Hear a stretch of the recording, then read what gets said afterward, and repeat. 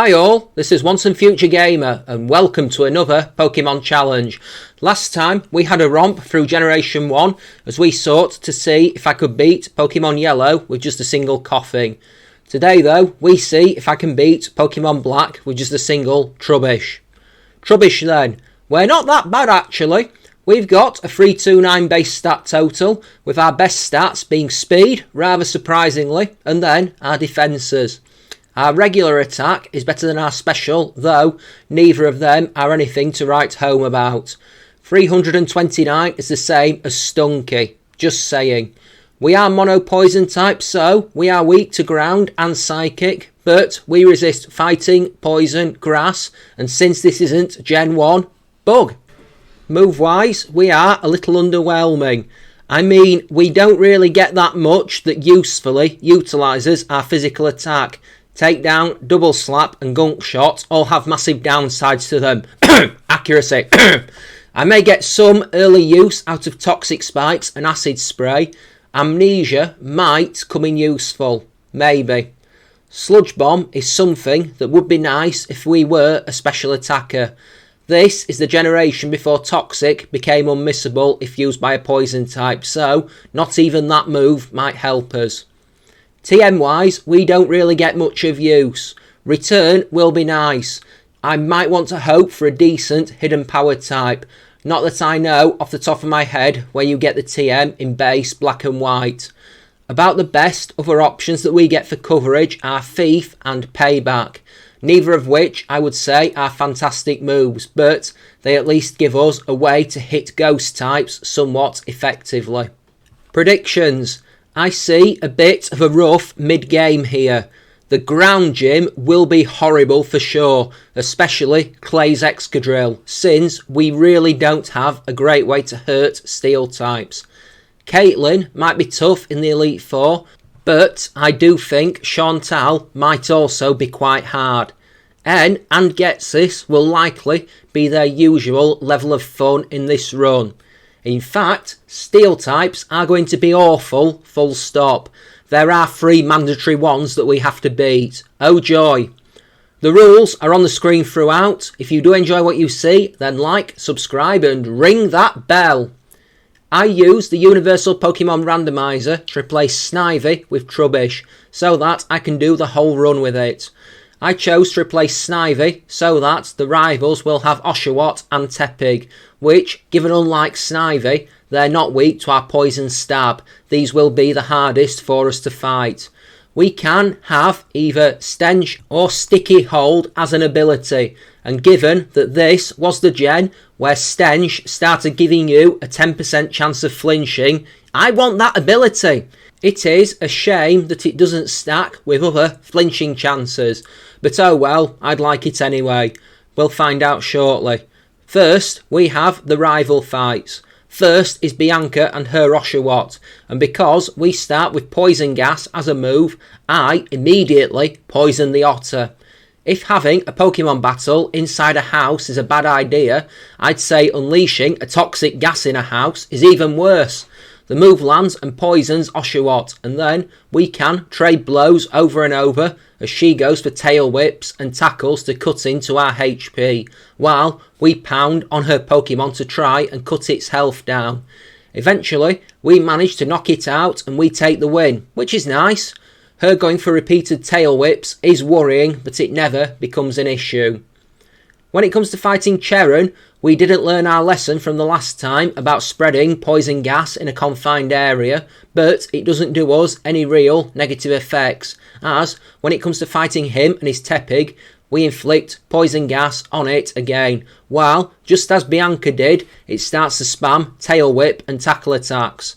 Our pounds don't hurt him too much, but in combination with poison damage, they do start to take a toll, which is pretty handy for sure. We do get hit with 2 tail whips, and as time goes by, Tepig's tackle starts to do more and more damage, but it ceases to become an issue as we drop it. Right then, let's have a look at what we're working with. My Trubbish has the careful nature, so increased special defense and lowered special attack. That is a mixed bag. We do get a lot of good special moves, but we can't really take advantage of them anyway due to an already low special attack, so meh.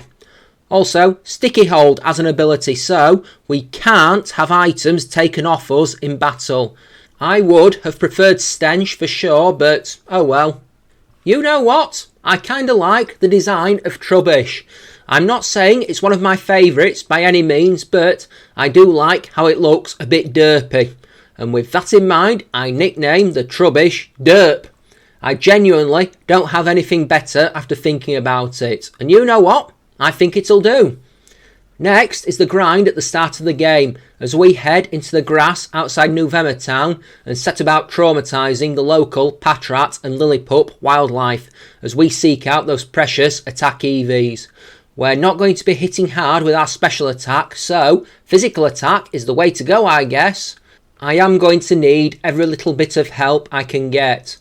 We get Acid Spray at level 12, which isn't fantastic, but it could be quite useful in the early game, especially since it lowers your opponent's special defense by 2 stages every time, so I think that'll be definitely handy at this point in the game. I am worried by Ghost and Steel types though, but thankfully we don't face any at this point in the game, which is pretty handy for sure. It is rough at the start because we do keep getting roughed up by the wildlife, prompting many trips home to heal up. I train up to level 10, then I head north and decide that I am going to do the end fight now. We should have enough of an advantage that this isn't a problem, since he only uses a purloin and they are not exactly the most intimidating of opponents. When we throw down with him, we crit our pound on the first turn and do massive damage, enough that our next one will end it for sure. He does try to save his Pokemon with Growl to lower our attack, but it's not enough as we pound Purloin into the pavement. It's about this point in writing and recording gameplay footage that I had one of my wisdom teeth out. I was told to avoid making big decisions or operate heavy machinery for a period of time after, but I think I should be okay here. It's a good job I'm not using a Metagross, right? Did anybody else just see that tumbleweed float past? I get Acid Spray and then I go and do the Bianca fight. Just to be annoying, I use Toxic Spikes on the first turn and then we get hit with Tackle from Lilliput. We take it down with 2 Acid Sprays. The good thing about that move at these levels is that if the first one does less than half, the second one is probably going to be fatal. Oshawott comes out and immediately gets poisoned by our spikes, which probably doesn't affect the fight too much. But it is nice to inflict some pain on our rival for having the temerity to fight us again and again. So our second Acid Spray crits to take it down and we are victorious. So, Cheran then. We head into the trainer's school to find him and we end up scrapping. This is the last obstacle before the gym, so it pays to be ready. I wonder if I can carry Toxic Spikes for the entire run. It might be handy against stuff that has Sturdy. Anyway, he starts with Tepig and I'm not really in the mood to start messing around here. I know I want to get this fight out of the way and so I start spraying acid around this school without a care in the world. It takes 2 of them to knock Tepig out. What a waste of bacon. Next up is Purloin. Cats don't do any better than pigs when it comes to being soaked in acid, and I'd argue that maybe they do slightly worse due to being smaller. And again, we take it down with a pair of acid sprays to beat it, leaving a slightly melted corpse on the ground. It's an interesting thought for a Pokemon game, I do know that. Next up is the first gym, and since the game thinks that we picked Snivy, we'll be fighting Chili, the Fire-type trainer. We have neither an advantage nor a disadvantage here, so I think we'll be fine. We'll melt his Pokemon, no doubt. The Pansear might be rough, so I think Toxic Spikes for sure. The first attempt is doomed to fail because I forgot to heal up before going into the gym. I went in with 11 HP left and that was not a smart thing to do. We do get Toxic Spikes up and hit Lilliput with 2 acid sprays, but because we are injured going in, we get 2 hit with the powered up bite. I know what I did wrong there. Let's go again. This time goes so much better because I'm largely not the architect of my own downfall this time. I hit Lillipup with an acid spray and lay up toxic spikes while it goes to work up twice. That in itself is inherently terrifying, but we're mostly spared further damage when he heals his doggo with a potion, which means that we can drop his Lillipup with a crit acid spray that melts through any sort of semblance of defence it might have left. I'm just trying to work out why acid spray drops special defence and not physical, because you'd think melting an opponent's skin would make them less physically defensive. Just saying.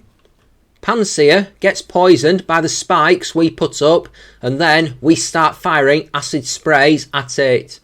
Pansear is actually faster than us, which isn't entirely good, and we are getting hit with powered up incinerates for the last bit of the fight. This is not a problem though. We shrug them off and free hit it with acid spray, and that is 1 gym battle down. There is a Cheran fight as we leave town, and I'm already fed up of his presence since it's the 3rd time we've fought him in about 45 minutes of story. You've got to admire the persistence, if nothing else, I will say that. So, Tepig is a free hit with acid spray. It lands an Ember and an Odour Sleuth in exchange. There is a point where it heals by eating a berry, but given we've wrecked its special defence that much, the very next acid spray, with its special defence at -4, completely demolishes it. 3 hits. Our low special attack makes it not as potent as it could be though. Purloin is a 2 hit with acid spray, but it does land a mass of fury swipes, one of which crits us, but since we're not playing Gen 1, it doesn't really matter. Taking a multi-hit move is always annoying, but it doesn't really put us in any danger. I'm happy enough. Before we can do the second gym, there is an end fight, and this one should be relatively smooth. I think the worst end fight, apart from the champion battle, might actually be the Chargestone Cave one in this run, where he does use steel types. That one is likely to be horrific. Anyway, here it isn't too bad, as I predicted. Versus P-Dove, I go for 2 sets of toxic spikes, which turn out to be largely irrelevant in the scheme of things. We have learned Sludge in the interim, but hopefully I get a better move than having to rely on that the full game like I did last time.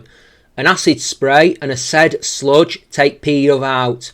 I used P-Dove in a challenge a few videos ago. Horrible experience. Anyway, Timpole is next. It gets badly poisoned, but it doesn't have too much of an impact. We hurt it considerably with our first attack, and we can finish it off with Pound. There is minimal fuss involved in the confrontation. Outlast is Timber, and again it gets poisoned. It only goes for a focus energy while we take it down with acid spray and sludge. That wasn't a bad fight, but we've got a really horrible one next, as it's time for the black and white normal gym, and this is usually a traumatic experience. You know what? I'm not even exaggerating about that. This is easily one of the hardest fights in the game, because at this point in this game, in a single Pokemon challenge, there is often very little we can do in terms of strategy. Often it becomes a case of brute force and blind luck, which is never perhaps the best strategy going into a battle. Most of my victories involve Lenora either using a move that misses or just making a bad move choice. We will see how this goes. I go in at level 24 and I can see us needing to be a lot higher. We go for toxic spikes straight off the bat and then get hit with takedown, which is pretty rough.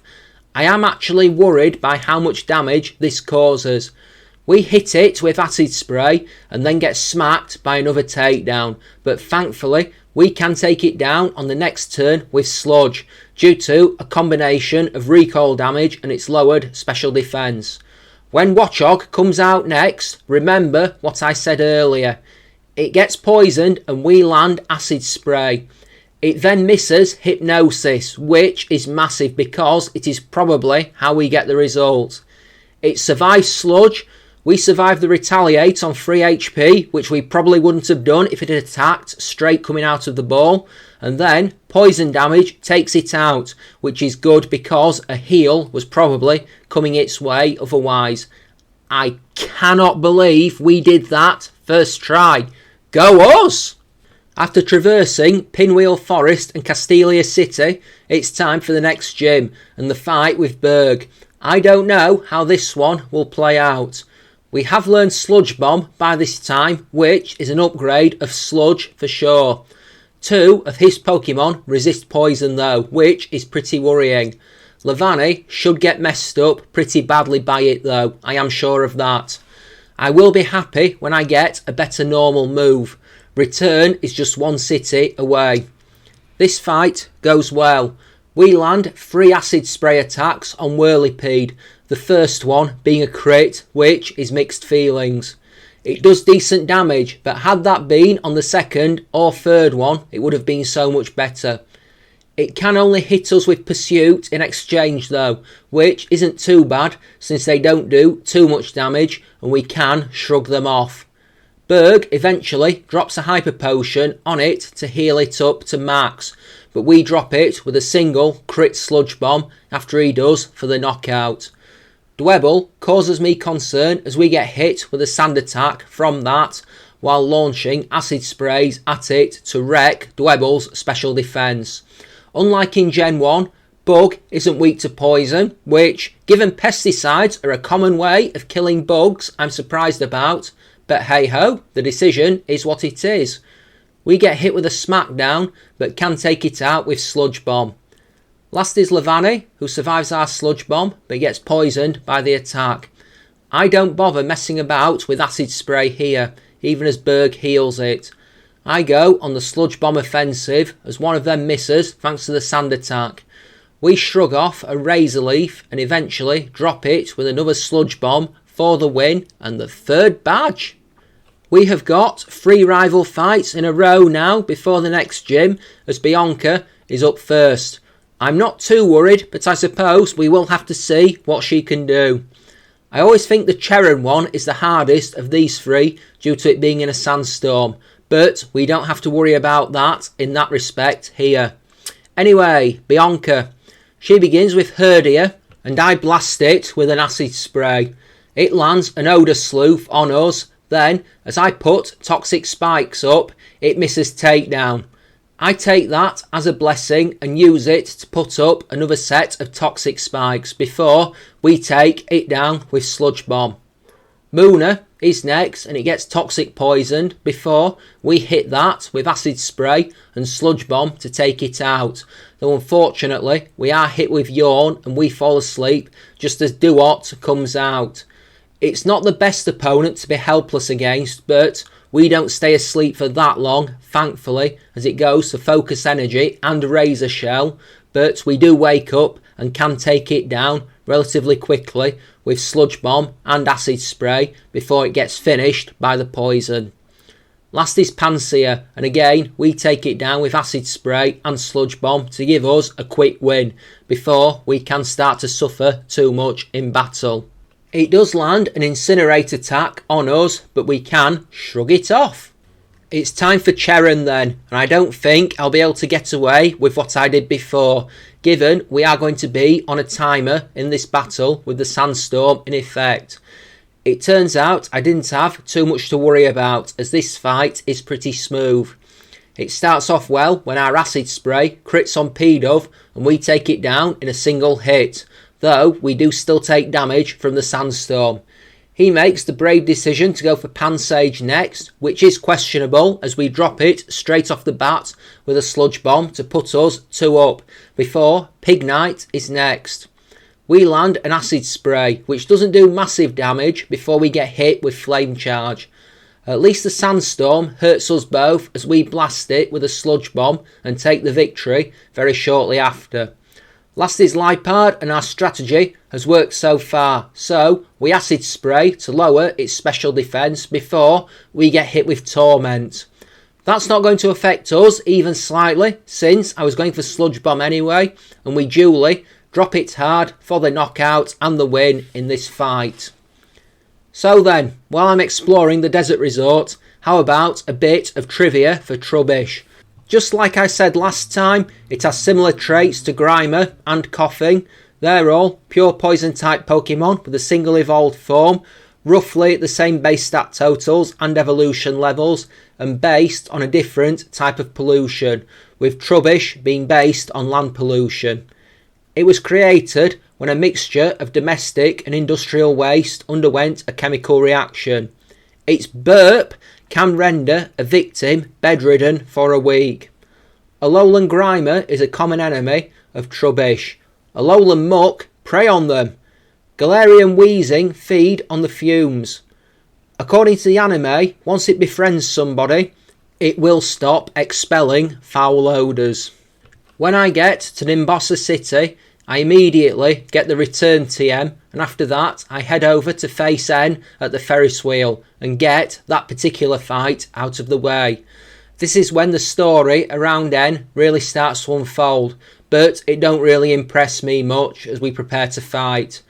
This fight is actually really closer than I'd expected it to be, as we down Sandile with a single hit of return.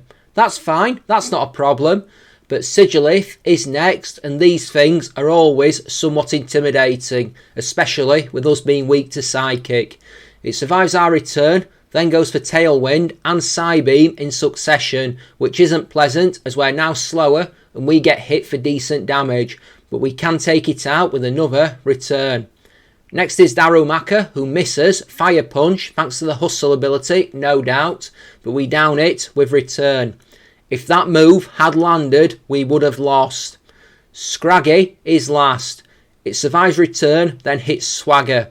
We hit ourselves in confusion. It then lands a crit feint attack that puts us on 12 HP. We shake confusion off and finish it with Acid Spray. But that was way too close for my liking. Wow! It's time for Eliza then, and I don't think the Acid Spray and Sludge Bomb strategy is going to work too well here, thanks to the Volt Switch techniques. That's going to make things problematic for sure. Any switch out they make is going to remove the debuff, so I think I might just spam Sludge Bombs and hope for the best.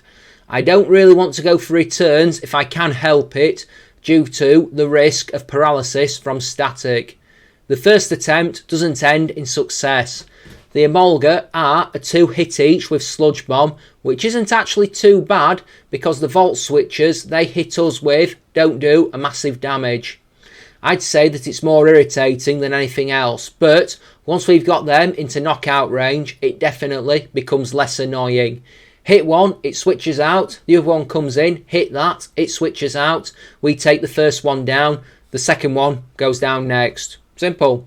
Then comes Zeb Striker. It hits a spark and paralyses us on the first attempt because, of course, we hit massive damage with return, but it prompts a heal, and then when we get the chance for a knockout blow, we are afflicted with paralysis and we go down via the closest margins. Let me try that again because I'm sure we can't be as unlucky with paralysis as we were right there. We have got a decent level advantage, so let's take this second stab at it and see. This effort is a tale of 2 crits. We get a Sludge Bomb off against the first Emolga, and it hits a crit Volt Switch on us straight off the bat, which is pretty annoying for sure. I would like to use Emolga in a challenge actually, but that doesn't make it any less frustrating. We put the second Emolga on red health with our Sludge Bomb, and then it Volt Switches out. We take the first one down next turn with a Sludge Bomb, which is fine, before she heals the second one, which is something that I can deal with as we take it down pretty quickly afterwards anyway. It's not like it has much of an impact on the way things play out.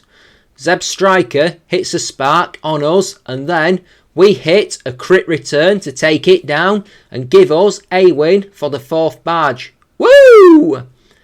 Next is the fight with Cheron outside of Nimbossa City, and I don't think this will be as bad as the previous one, so let's get it out of the way. At least there is no sandstorm this time. This really isn't a hard fight as we face off. Lipard hits us with fake out, which we can't do anything about, but we down it with return on the next turn. He goes to Pansage for his next Pokemon, which, again, questionable decision, but we shoot it down with Sludge Bomb for a quick win. Tranquil is his next Pokemon, and we drop it with return after getting hit with Quick Attack, which really isn't a massive issue. Last is Pignite, and we drop it with a single return after our blow crits, which I'm reasonably happy about, and so we take the victory and can move right on. The ground gym is next, and this really worries me, especially Clay's Excadrill, since we don't have a great way of hurting that thing. I guess I'm hoping for crits then. Crocoroke and Palpitoad shouldn't be an issue, but being part steel type, Excadrill either resists everything that we have or is outright immune to it. This is going to be rough, and on our first attempt we were so close. So Crocoroke is a one hit with return, which is just great, I'll say that. Palpitoad survives return and hits Bulldoze, which isn't ideal, but we are still faster. And even better, because we put it on red health, we managed to get Clay to waste both his hyper potions on Palpitoad, which means that we can 4-hit that opponent and he has nothing left come Excadrill. In hindsight, I should have realised I was heading into a trap. We get hit with 2 slashers and land 2 returns in exchange. The second a crit that puts it in red health. Unfortunately though, the second slash puts us in a range where it can take us down with Bulldoze, which isn't good because we can't survive that move at yellow health range and we lose. I am going to go and train for a bit. I realised later that I had an item that could have saved us there, but it probably wasn't a guarantee. Oh well, I might try that strategy a bit later on. I go back to Clay at level 47 and I am feeling reasonably hopeful. I make about a dozen attempts and all of them we lose to Excadrill, and it is really annoying. I did try the Rocky Helmet strategy because I figured we could deal some damage to it in exchange every time it hits us. Somehow Bulldoze doesn't cause the Rocky Helmet to trigger, which is wrong in my opinion. The very nature of that move implies it's making contact with us. If you see a bulldozer, it's running over something. It's not destroying it with a strong gust of wind. So, yeah, I might need to go and train some more. I come back at level 50 and this grind is getting painful. Gen 5's experience system doesn't reward mass grinding, put it that way. And we are slowly battering stuff that's about 20 levels lower than us. Not good in the slightest. We still keep getting beaten down by Excadrill, even with this level advantage. Another dozen or so attempts and another dozen or so losses. Bulldoze simply does too much damage to us, especially when the home clause comes into play. If it kept using slash on us, we'd be fine, but that's not something it's willing to do to us. Bulldoze is a double whammy move because getting hit by it means that we are slower on the second turn and then we're also getting hurt as well. More training. I get to level 55 and then come back. Something has to give, surely. At least this should be a point where once we get this fight out of the way, we should have an easy time of it for a while. Hopefully that is how this plays out. I know N has some steel types in the next fight, but they shouldn't be able to hit us for super effective damage. This takes so many efforts, and I get some absolutely foul luck with it. Through these efforts, I work out that it will be a free hit with return to defeat Excadrill. Unfortunately, 2 returns put it in healing range, and Clay will have 2 hyper potions. And he can free hit us with Bulldoze, 2 of which will make us slower than Excadrill. I have the scope lens on because I figure my best bet is for the first hit to do normal damage, the second one to be a crit. A crit on the first hit is not enough to one-hit Excadrill, which is terrifying considering that we have a 24 level advantage. I'm almost at the end of my tether when the victory finally comes, when Excadrill goes for Slash at a crucial moment rather than Bulldoze, and it means we get the breathing room to get that crit that we need with return to bring it down and give us the win. Thank goodness for that. There is a Bianca fight when we leave town, and I for one am ready to inflict some retaliation on her as she happens across me while I've still got that savage sense of bloodlust following the clay fight. I'm glad to be able to move on. We've got a massive level lead compared to her as she begins with Herdia, that is 30 levels lower. We take it out with 2 acid sprays, while it only hits us with takedown in exchange. Mashana goes next, and we take it out with acid spray and sludge bomb, while it makes the strange choice of going for defense curl in exchange. That doesn't really help it. Duot goes down to acid spray and sludge bomb, but it does confuse us with water pulse in exchange, though I'm thankful to say it doesn't really affect us in the slightest. Versus Pansear, Outlast, we fight through the confusion and one hit it with Sludge Bomb. Moving on.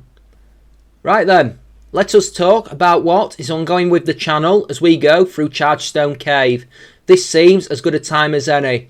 Right then, it's been a while. As I said earlier in the video, I had a tooth out and there were complications. I had a not so good reaction to the anaesthetic which wiped me out for a couple of days. Also, I picked up an infection a few days afterwards, so it wasn't exactly easy to make these videos while it felt like my head was being split open. So, nothing major, but it did make it difficult. It was affecting me at home and at work and I couldn't do it. Plus, there was some personal stuff to deal with. So yeah, I'm majorly off schedule. It's probably best to abandon any pretense that there's going to be a theme going on now, since it's likely going to be the end of June, start of July time by the time this goes live. I did feel guilty about not uploading for the last few weeks, but I think I need to be kinder to myself if I'm honest. I've not recorded much at the time of writing this for a while. I think I was just smashing a new save file of Hogwarts Legacy while I was recovering. Playing purely for fun, I've not done that for a while. I will get back into it at some point, the recording side. Most of the pain has now gone 2 weeks after the fact. I'm also downloading Jedi Survivor, so there's probably a chance I'll play that on the channel at some point. I'm still going to go down what I had planned, so the next challenge I do is going to be Pokemon Emerald with a single gulping. I'm not sure when, as I try to return to normal. As always, please don't forget to like, comment and subscribe if you haven't already done so. Help support the channel. Down in the description of the video, there's a link to my Twitter and my Discord if you want to proffer any future ideas for challenges. I'm not sure how frequently there will be uploads in the immediate future, but I hope to get back to some sort of consistency at some point. Also, if you do want to support the channel financially, there is a Patreon link down below. But if you don't want to do that, but want to support the channel in other ways, hit the like button, leave a comment and subscribe away. Also, tell anyone you think might like this. Never underestimate the power of word of mouth. Anyway, I am going to return to regular content now. At the end of Chargestone Cave, we have to fight N, and I think we should be fine, steel types aside. We are that over leveled by this point that I think we are going to be good for a while. He begins with Boldor, and I know he likes to raise the defence on this thing. I go for Acid Spray, and he retaliates with an Iron Defence, just as I predicted, and so we can take it down with Sludge Bomb on the next turn for an easy win. Out next is Joltik, and that immediately gets dropped with a Sludge Bomb to put us 2 up. Ferroseed is a 2-hit with return, but we take a lot of damage from the Iron Barbs and the Metal Claw attack it hits us with. But given return is our only option to hurt it, then the whole circumstance is what it is. Clink is last, and though it hits us with 2 turns of Gear Grind, we can 2-hit that with return to take us to victory in the battle, and we can move on. We've got the Flying Gym and the fight with Skylar next. I have no comments to make ahead of this one, but we are moving nicely through the gears now as we go through the game. If this was the sequel games where she has the Skarmory, I might be more worried, but I'm not concerned here. Her first Pokemon is Swoobat, who we down with a single return for an easy victory. Her second is Unpheasant, aka the most hated bird in existence, and though it does survive our return, she goes for Razor Wind, and that stops her from being able to heal. As a result, we can down her pretty swiftly with another return to put us 2 up. Last is Swanna, who survives our return on a Sliver and goes for Aqua Ring, just to be that separate level of annoying. She heals anyway, we take it down with Sludge Bomb and return to give us the 6 badge. There is a Cheran fight before we can head into Twist Mountain, so let's get that out of the way. He's proven to have not been a problem so far, so we should be okay here.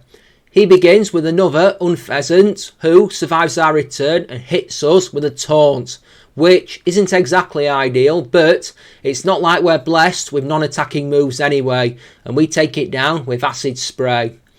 Next is Pignite, who survives return and hits Takedown, so again, a bit annoying, but we can finish it off on the next turn.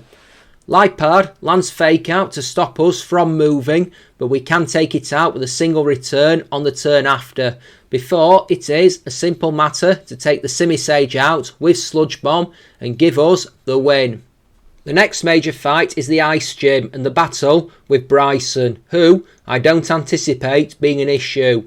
Once we get this fight out of the way, there's nothing but story stuff for a while, so let's go at him.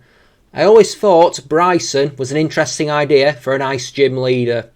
Vanillish is a single hit with return, so that one isn't a problem.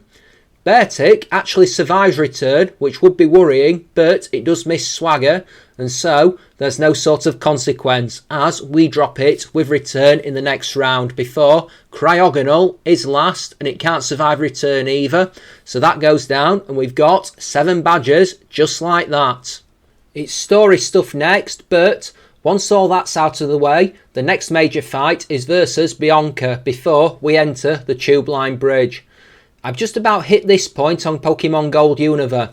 This is the final Bianca fight of the game, so I'm pretty stoked about that. We can take Stoutland down pretty easily right at the start with Acid Spray and Sludge Bomb to give us that victory.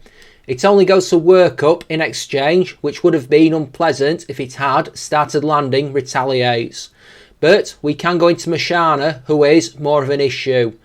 We go for return, but thanks to Stoutland's Intimidate, we do less than half. So I go for Acid Spray to weaken it with the intent of finishing it off with Sludge Bomb. That's the plan.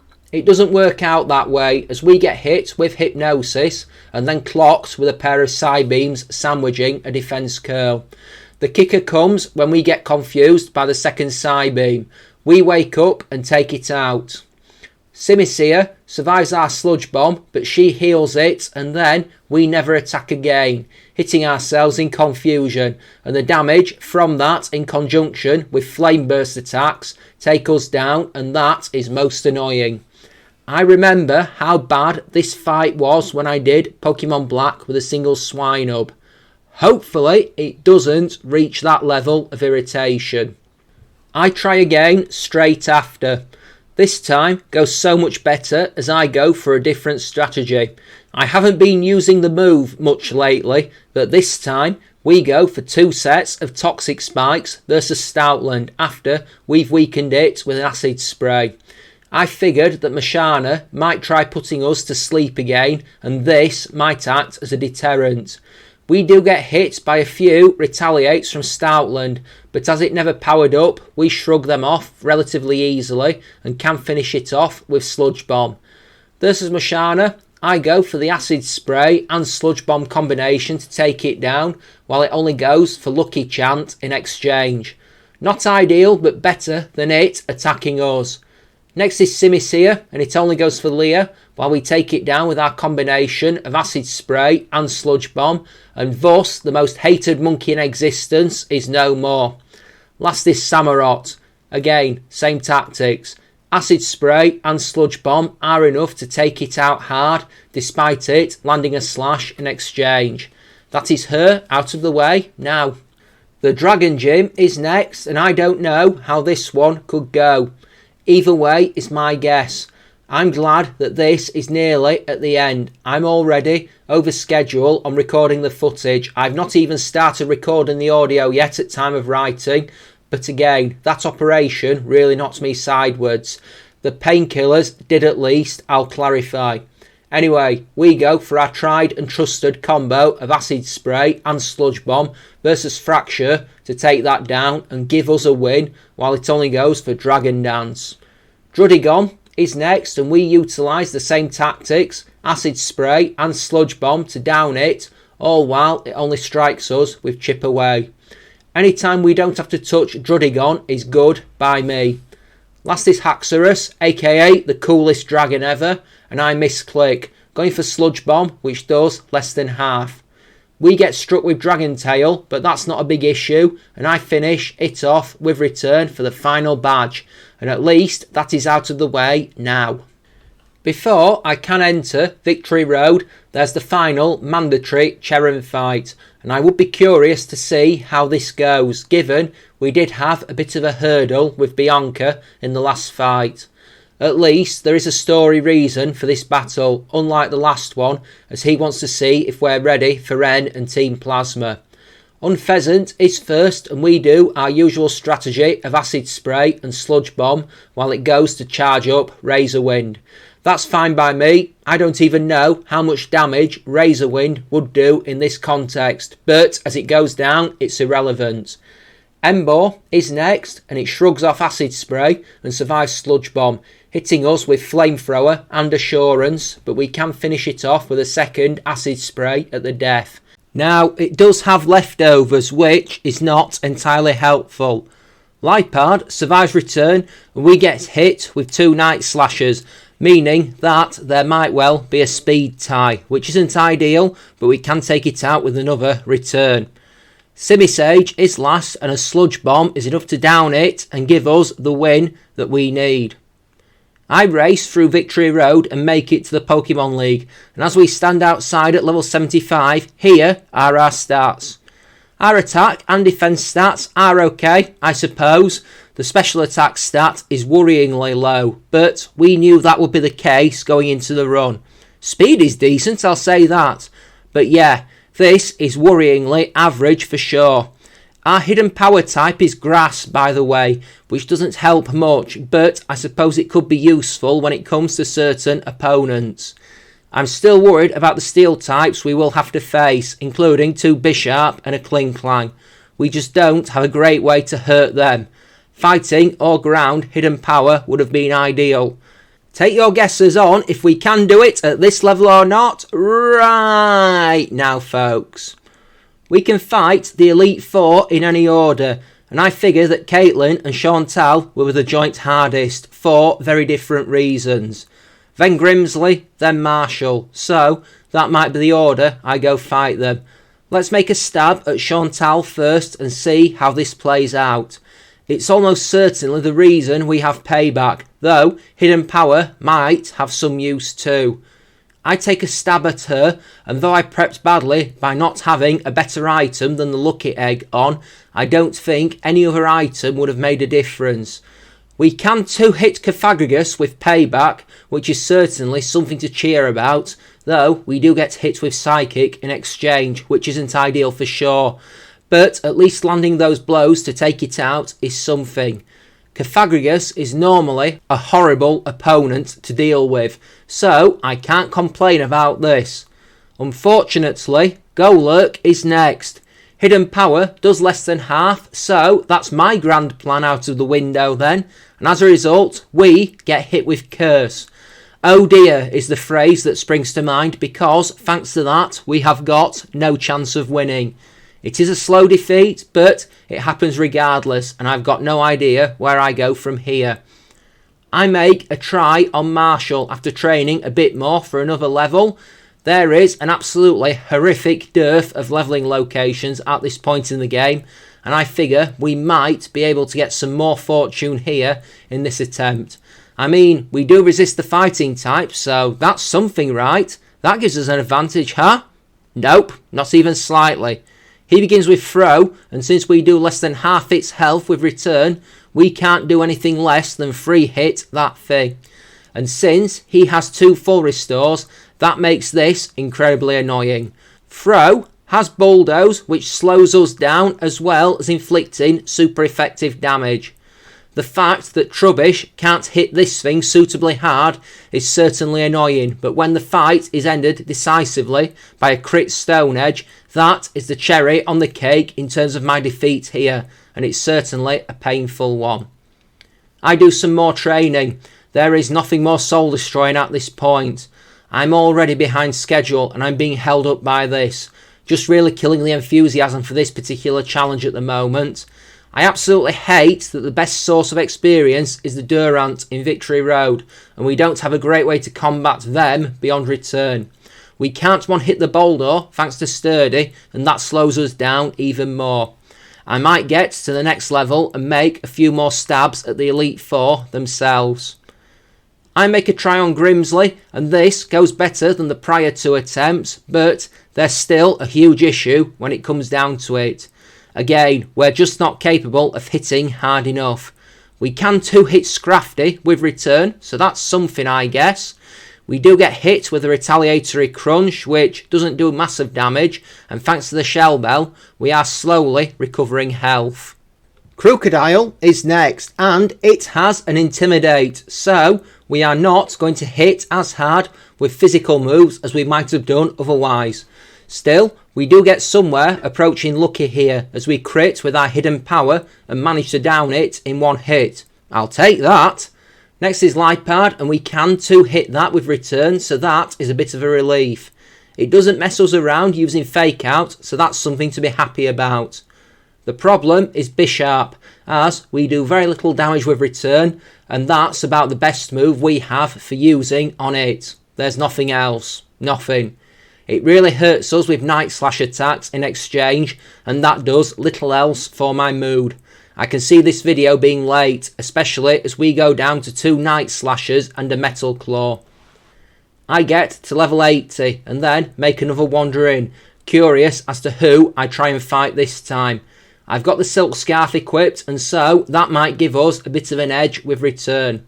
I head to face Marshall, and this is the biggest load of bullcrap I've ever seen.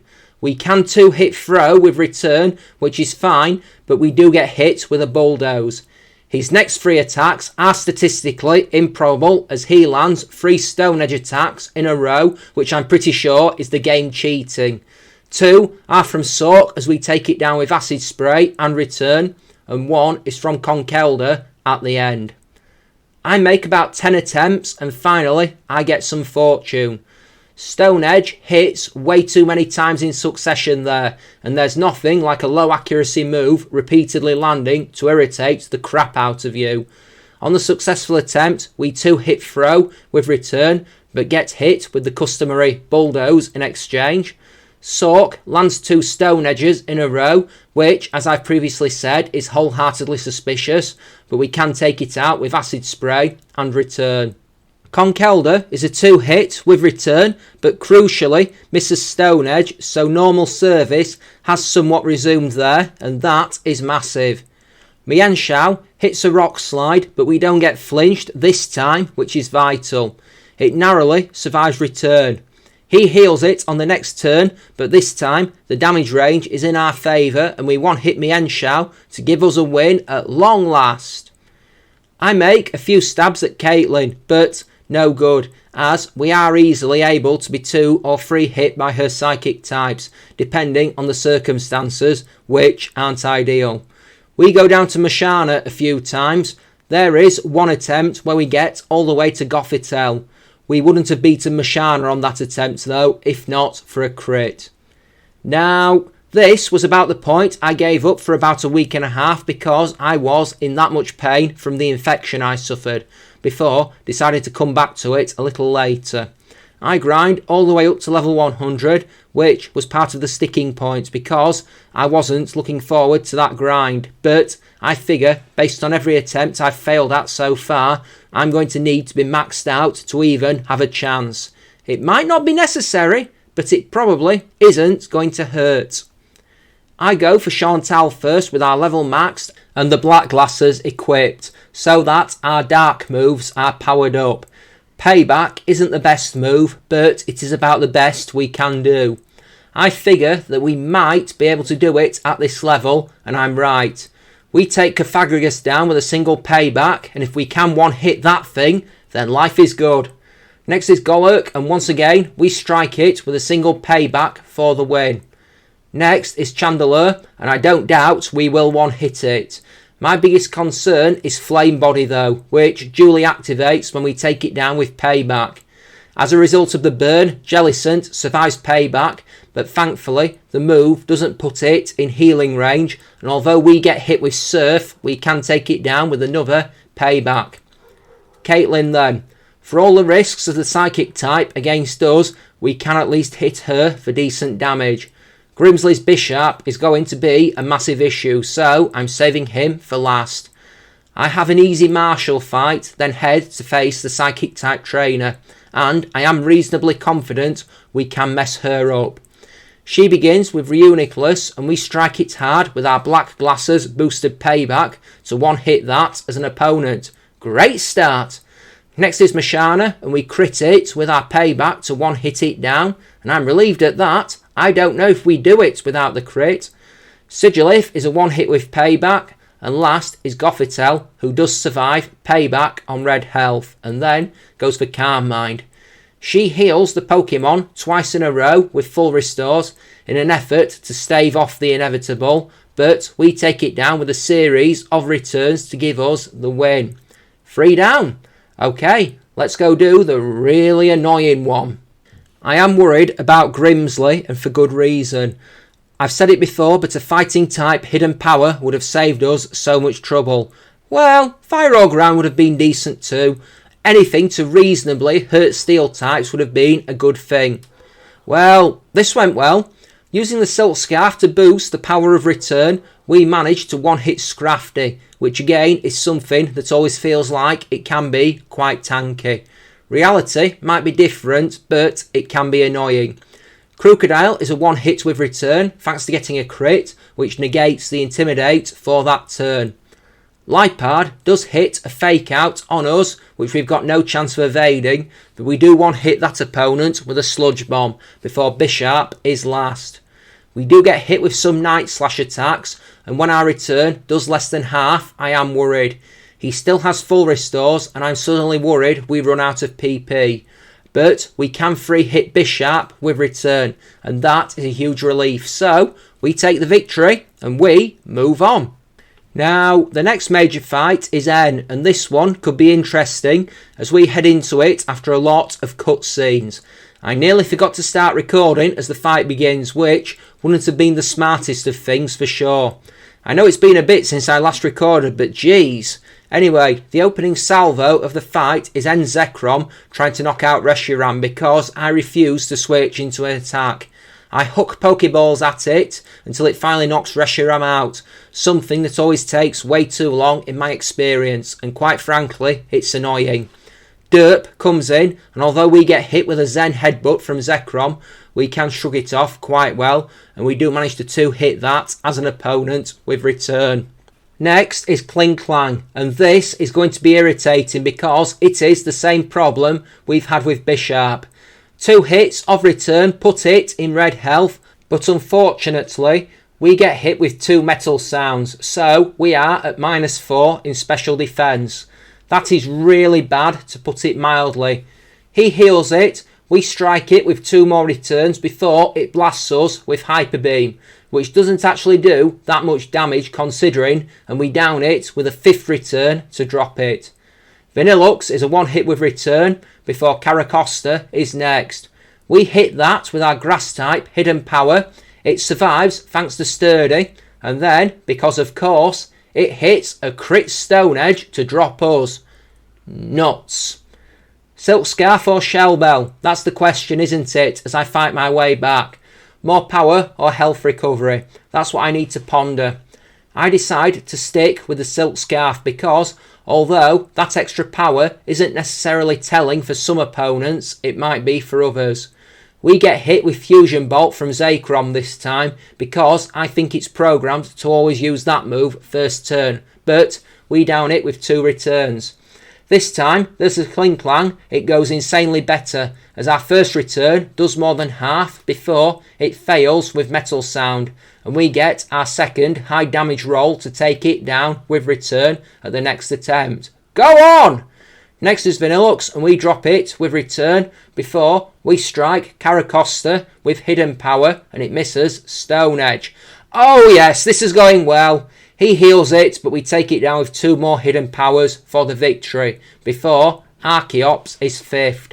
I doubt we'll one-hit that, but we do over half with return, which triggers its defeatist ability, and we can shrug off its acrobatics as a result.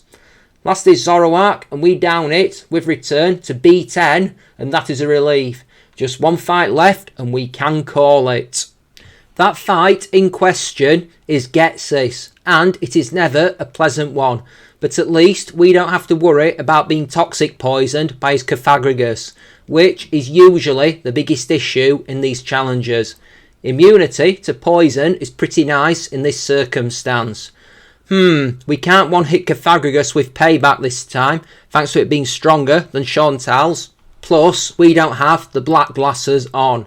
We get hit with Sidekick, but it isn't too bad. We can certainly 2-hit that as an opponent, despite it stalling us with a Protect on the first turn. We cannot one-hit Bouffalont with return, and it cracks us with Head Charge, which isn't ideal at all, but I suppose it could have been Earthquake. He heals it, we take it down with 2 more attacks. Next is Seismitoad, who we down with hidden power for a swift knockout. Next is Hydreigon, and I make a bad mistake when I click to use hidden power rather than return, which does pretty much nothing. We get hit with some attacks, but we do take it down eventually, though we are weak. Return does over half on Bisharp, but we are so weak that it can finish us off. I think since we can't one-hit Bouffalont, Hydreigon or Bisharp anyway, I think we go Shell Bell and get the health back. That's what I need to do for sure. That's my plan and I go for it. It's a good thing that I do. Right, Cofagrigus goes exactly the same. A 2-hit with payback. It tries to stall us with Protect on the second turn rather than the first this time. Plus we get hit with Psychic. So far, so similar.